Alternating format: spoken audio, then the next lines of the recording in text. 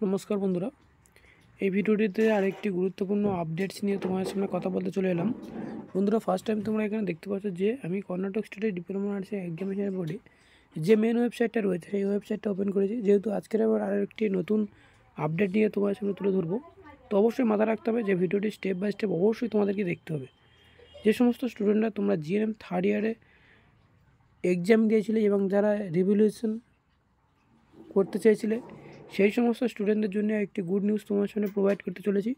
কারণ আজকের আমরা এই ভিডিওটিতে আরেকটি আপডেট নিয়ে শো করবো, সেটা হচ্ছে জিএনএম থার্ড ইয়ারের উদ্দেশ্যে। যে সমস্ত স্টুডেন্টরা GNM third year annual examination দিয়েছিলে এবং যারা যারা রিভিউ করতে দিয়েছিলে, সেই সমস্ত স্টুডেন্টদের উদ্দেশ্যেই বলবো যে তোমরা রিভিউ করার জন্য আরও একটি ডেট বাড়ানো হয়েছে।